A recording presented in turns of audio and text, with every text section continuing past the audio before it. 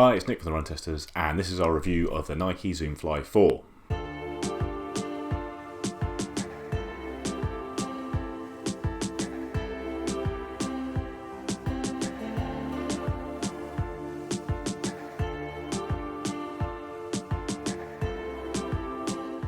Well, kick off with some of the key stats of the shoe.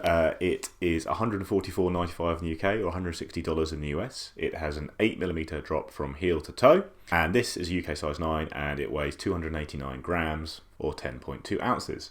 So the Zoom Fly was originally kind of introduced back in the day as the training partner shoe to the Vaporfly. It is kind of a shoe with a carbon plate in the sole, but it's obviously a bit bulkier, a bit more kind of robust and built for training miles. Nike also has the Tempo Next Percent in their lineup now as a kind of fast training option, but yeah, the Zoom Fly has been kept around. And it's still a very popular shoe, it's fair to say. So the upper on the shoe's quite interesting this time around. You've got almost a kind of two-layer upper here going on. You've got this kind of mesh section on the outside and then a kind of booty underneath. Booty holds the foot really nicely, I will say that, but yeah. And I've only been using it actually in quite cold weather, so I've not overheated at all in there. I haven't minded the kind of two-layer job, but yeah, it's a little bit strange to see it. Look, maybe some people might find it a little bit unnecessary, but there's a kind of, yeah, two-layer job here. And this lacing system is fantastic. This kind of raised kind of lacing system with the booty underneath actually it makes it very easy and comfortable to really get a tight lockdown fit that holds the foot really nicely. Then around the heel, you've got a little bit of extra padding. It's kind of the similar system you get to the Vaporfly, where it's kind of just a strip of kind of foam on the inside of the heel rather than kind of padding all the way up to the collar. It's a bit more substantial than you will get on the Vaporfly. It's a decent amount of padding there. I've had no kind of problems with heel rub or anything in the shoe. There's also an internal heel pod on the Zoom Fly 4, which is kind of there to kind of hold the foot securely and create a bit more stability at the end of the shoe. So the midsole, the whole thing here is made of Nike's React foam, which some people love, some people don't like. I'm generally a fan of React foam. I think it's quite a reasonably kind of bouncy and a very durable foam. And then there's a carbon plate running through the midsole, obviously, as well. And then the outsole, you've got a fairly similar setup to what you get on the Vaporfly, which is the kind of two strips of rubber here, and then kind of a fair amount of forefoot rubber with what is exposed foam in the interim. But this isn't Zoom X foam. It's fairly hardy stuff, and yeah, I don't really have any fears about durability with the Zoom Fly. Generally, React foam shoes last a long time, and I'd expect this to be the same. One last thing to say is that my sample for this review was provided by Sports Shoes. We're not affiliated with Sports Shoes in any way, we don't receive any money, and the review is completely unbiased as usual, but Sports Shoes got the sample out to us so we could test and review this shoe, so thank you very much to them. The fit was true to size for me. Maybe there's a little bit more room than I need around the midfoot. I have a fairly narrow foot, but it's really easy and great to get a good tight fit with this lacing system. I do really like it, and the kind of booty design. Maybe two-layer uppers are the way to go, because I really have enjoyed the feel of the shoe in terms of the upper and the fit and the way it cradles the foot kind of throughout. But yeah, I think I've got a pretty narrow foot, so I think most people, I'd say, go true to size and you'll fill the shoe out quite nicely. I just had a little bit of kind of extra space that I maybe didn't really need, but it didn't create any kind of sloppiness on the run at all. Like I say, I've done 85k in the Zoom Fly 4, and that's been a mix of kind of some easy stuff, done a workout or two, a little bit of tempo, and then a long run today to kind of finish off my testing. You've seen the first run video, that was after my first big workout in the shoe. I went out and did kind of 2 sets of 3k at 320 pace, followed by some hill reps. Actually, the second set was at 330 pace, fell off the pace a bit. Partly I wasn't, on top form that day, but yeah, the shoe just didn't feel great for that kind of workout at the time. I was pushing the pace quite a lot, and it just started to feel like just a bit too big on the foot, basically. People do talk a lot about the weight of this shoe, because it is kind of near 300 grams for what is pitched as a fast train or even a racing shoe. Now, I do think shoes can run a lot lighter than their weight, but I think this shoe kind of just runs its weight. So it does feel a bit big, it does feel a bit heavy at times. When you're trying to kick at the end of like one of those 3k reps or anything like that, it just doesn't necessarily provide the kind of bounce and propulsion you can get from shoes that are as heavy as this, but maybe just have a slightly more lively and responsive foam in the midsole. So React foam, I like it on easy day shoes. I think it's comfortable, and like I said, it's very durable, and it does provide good cushioning, but I don't think you're getting a very responsive ride, and it can feel quite hard, especially with the carbon plate in there. So what you are getting is sometimes a little bit of a firm ride, but not necessarily the kind of responsiveness and propulsiveness that you want for a firm ride. So it did fall a bit short for me on that kind of speed work session. Since then, I've done kind of a few easy runs, like I said, some steady running and a long run, and the shoe has felt a bit better for me. Maybe it's broken in a little bit, although I've never had to really break in other React shoes like the kind of Pegasus or the Infinity or anything like that. But yeah, it has felt a little bit better.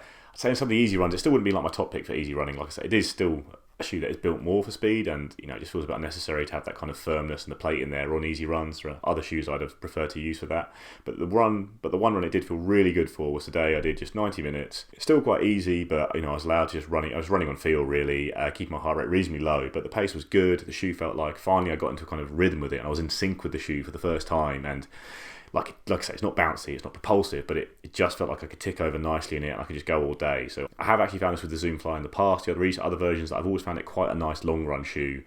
Like I don't love going out for like recovery runs in it. I haven't necessarily loved speed work in it, but yeah, actually on long runs, range of paces, I do think it works quite well. I just think maybe the elements of the shoe just suit it better than that. It just provides a lot of protection. The plate's in there providing a little bit of a kind of a kick on, and the foam is, like I say, rec foam has a little bit of bounce to it. But even the the runs I really enjoyed. It's not got like a really like standout ride. Like you think there's quite a lot of tech going on the shoe. You think of other shoes in this bracket, they're very lively, or they're very bouncy, or they're very soft, or they're very smooth. They've got like a sort of rocker going on. This doesn't really feel like that. It has a fairly traditional ride, and it's not a bad one, but yeah, it just lacks a little at those kind of top speeds. It's not crazy comfortable for easy runs, but on long runs it does feel quite good. So yeah, the Zoomfly 4 didn't make a great first impression on me. Overall, my running experience, it has got better with the shoe, but I'd still say it still kind of ended up falling a little bit short in my eyes. I think it's kind of reflected by every time I've pulled this on for a run of kind of any kind. It's just, I could easily think of several other shoes I'd rather be pulling on for that run. For example, on like that workout I did in the shoe where I did that kind of 3K, hill reps 3K, did the exact same workout the week after in the Endorphin Speed Run Shield.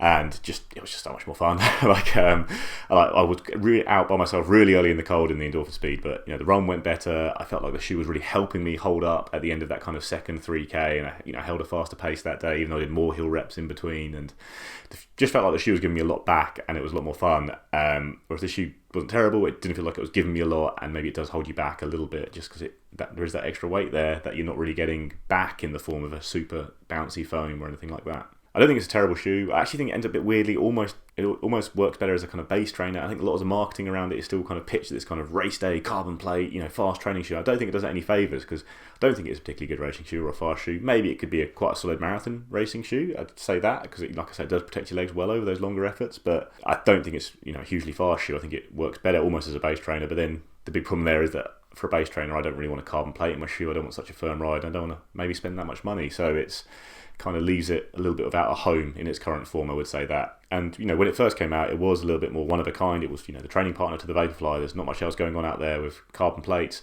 Now there just is. There's loads of great options, and you can reel them off, and I'd say they're all better shoes than the Zoomfly as a kind of fast training option. Saucony Endorphin Speed, obviously I've mentioned a couple of times, just a better all-round shoe. It's a better all-round shoe than most shoes. I'm not picking on the Zoomfly here, but it's it's a fantastic option. It's kind of similar price, and it just does all the same things this does a little bit better, and it's also a little bit more versatile. I think I enjoyed it more for kind of actual racing or even easy runs. Then there's a New Balance FuelCell TC. If you want like a really soft and springy carbon plate training shoe, you've got that with that shoe for sure. It's a lot of fun to run in. There's a Puma Deviate Nitro, which actually I think is a similar weight to this, but it was a lot nimbler, a lot poppier on the foot. I really like that as a shoe. A little bit of heel rub sometimes with that. Maybe it's not so good on long runs because of it, but it's a really good shoe. There's a Hoka Rocket X, which is cheaper. It's got a carbon plate in the midsole. It's built more as a racer than a kind of training shoe, but it's a shoe kind of we really like as a training shoe. It provides a really nice, quite fast ride, nice smooth ride with a rocker, and you can use it for lots of training. And then Nike obviously has the Tempo Next Percent in its range now, which it didn't have when the Zoomfly launched. The Tempo Next Percent is quite an odd shoe. There's a lot going on there, but I do like running in it. I certainly find it faster than the Zoomfly, despite being a quite bulky shoe. Actually, the Tempo Next Percent is a really good example of like a shoe that runs a lot lighter than its weight. On paper, the Tempo, and on site even, the Tempo Next Percent doesn't look a fast shoe, but I found it a really, real crackerjack of a shoe when you're doing kind of speed sessions. This is a similar weight, a lot of similar stuff going on here, but actually just doesn't have the same feel. So yeah, don't write a shoe off just on weight, but sometimes a shoe feels heavy, and this does feel heavy to me compared to all those other shoes I've just mentioned. And then there's another shoe which actually I think I ended up quite similar experience with was the Adidas Boston 10. That did braking a lot more, and I actually did start to enjoy using that quite a lot towards the end of running in it. And I think the Adidas Boston 10 is a bit of a similar vibe to the shoe, quite a big, high stack shoe, a fairly firm traditional ride, but I think I do prefer the Boston 10, especially for fast stuff. I think it had a bit more kind of zip about it than the Zoomfly, and I did enjoy kind of cruising like a 20 miler in that when I was testing it. So that's another good option around here that makes life harder for the Zoomfly. If you're a huge fan of the Zoomfly 2 or 3, then you're going to get more of the same here, really, except this really nice kind of lacing system I do like.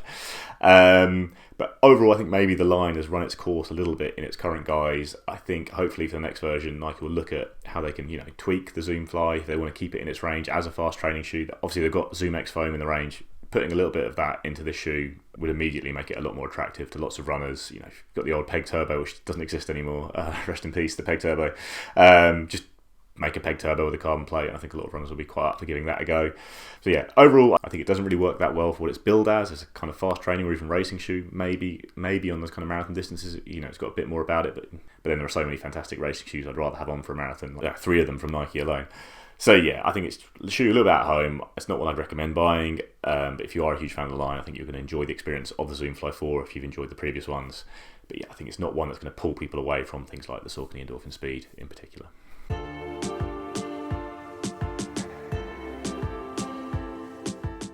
So that's it, guys. That's our full review of the Zoomfly 4. Please let us know what you think in the comments, and if you'd like it compared to any shoes. Actually, we'll have a couple of versus videos coming up, hopefully. But yeah, let us know if there's a particular shoe you'd like to compare to the Zoomfly 4.